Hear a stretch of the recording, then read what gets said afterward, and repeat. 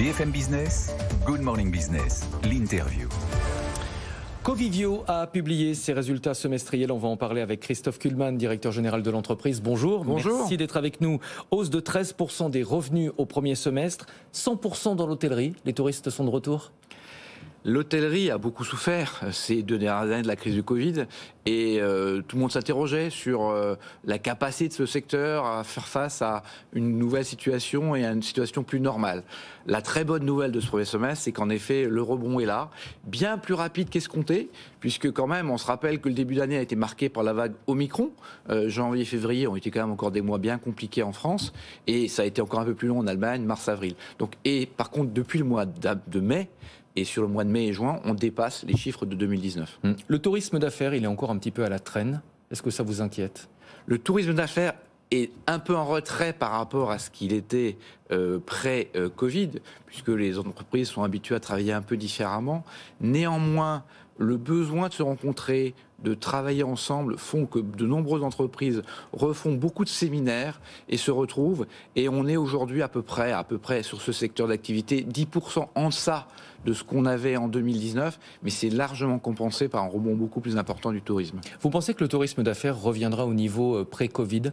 Les compagnies aériennes, elles, pensent qu'elles ne retrouveront pas l'intégralité de la clientèle. Ce qui est certain aujourd'hui, c'est qu'on ne se déplacera plus au bout du monde pour faire une réunion de 2 heures. Ça, c'est terminé. Aujourd'hui, on a tous appris à travailler différemment. Par contre, quand on se déplace, et c'est pour ma part, à titre personnel, ce que je fais, plutôt que passer une nuit à l'étranger, je passe 2 nuits, je passe plus de temps sur place pour avoir plus de temps avec les équipes. Donc, on ne sait pas exactement si on retrouvera exactement le niveau précédemment dans ce secteur d'activité, mais le rebond, on le voit, il est là. Vous avez également annoncé un taux d'occupation de 96,5% en Europe. Oui, globalement, nos résultats, les résultats de Covivio, juste pour rappeler ce que c'est Covivio, c'est une société qui détient des bureaux, des hôtels et du résidentiel dans les grandes métropoles européennes. Et on a eu en effet publié hier des résultats qui sont très bons, en croissance forte, vous l'avez indiqué, 13% de revenus, portés par l'hôtellerie, mais aussi par l'activité de bureau, qui a eu son taux d'occupation propre des bureaux qui a progressé de 92 à 94% sur ce semestre, ce qui donne cette moyenne de 96%. On va parler de l'immobilier de bureau, avec la transformation du marché du travail, le développement du télétravail. Certains nous disaient il y a encore quelques mois, le bureau c'est fini, on va avoir trop de mètres carrés, on va avoir évidemment des surfaces inoccupées. Où est-ce qu'on en est aujourd'hui ?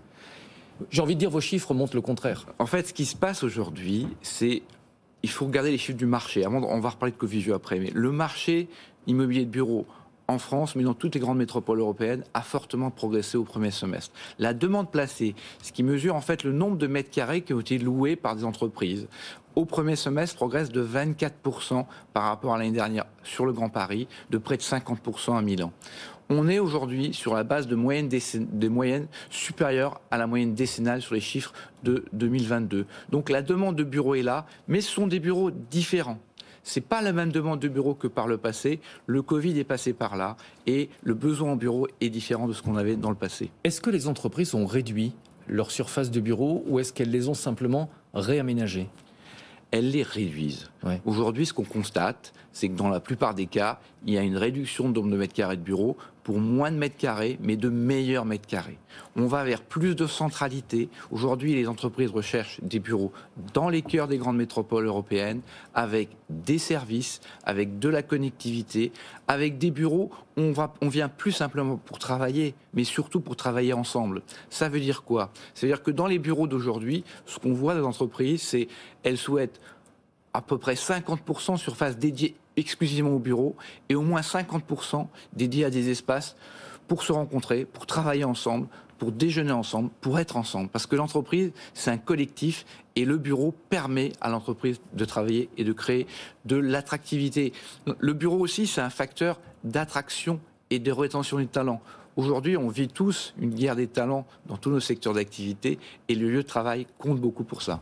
Vous parlez de mètres carrés de qualité, notamment dans les centres-villes. Est-ce que ça veut dire qu'on a une suroffre aujourd'hui dans certaines zones ? Oui, il y a des offres, des zones plus périphériques qui souffrent aujourd'hui. Et c'est d'ailleurs pour ça que Covivio a choisi de recentrer son portefeuille sur les cœurs des grandes métropoles européennes, là où on pense que le besoin et la nécessité d'avoir des mètres carrés de bureaux de qualité est le plus important. La transformation des bureaux en logement, on en parle régulièrement. Est-ce que vous le faites? Est-ce que c'est simple? Est-ce que ça représente beaucoup de mètres carrés? Alors, la transformation de bureaux en logement, c'est un secteur, un mot qu'on utilise depuis très longtemps et qui a eu beaucoup de mal à démarrer pour plein de raisons, à la fois techniques, parce que les immeubles de bureaux ne sont pas toujours très bien conçus pour être transformés en logement, et puis des sujets réglementaires. Les collectivités rechignent souvent à donner des permis de construire pour transformer des bureaux en logement. Chez Covivio, on a été très volontariste sur ce segment et on a un certain nombre d'actifs de bureaux en périphérie où on considère que leur avenir, c'est plus du bureau, mais c'est du résidentiel.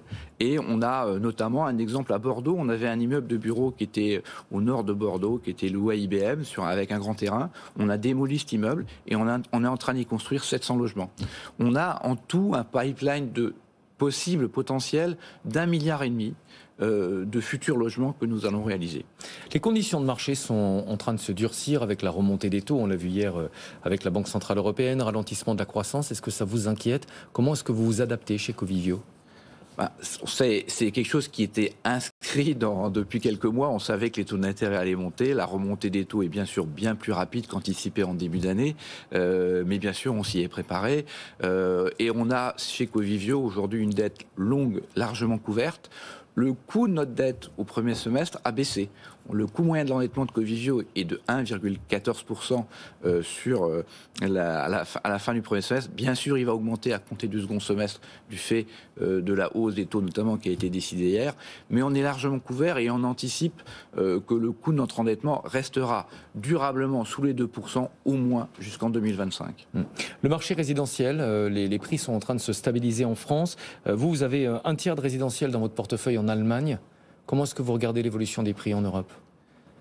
Le résidentiel, pour nous, en effet, c'est l'Allemagne. On a 30% de notre portefeuille de Covivio qui est du résidentiel en Allemagne. Territoire sur lequel on investit depuis maintenant plus de 15 ans.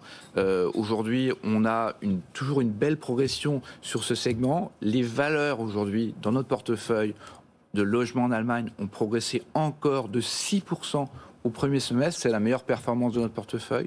Pourquoi? Parce qu'il y a un effet retard toujours sur ce segment d'activité. On a aujourd'hui, par exemple sur Berlin, qui est la ville où on est le plus investi en logement en Allemagne, des prix moyens dans notre bilan de 3 500 € du mètre carré, quand les valeurs détail à Berlin sont aujourd'hui de l'ordre de 6 000 €. Donc il y a encore du potentiel de croissance. Merci beaucoup Christophe Kuhlmann, directeur général de Covivio, entreprise donc qui a publié ses résultats semestriels solides, vous l'avez souligné.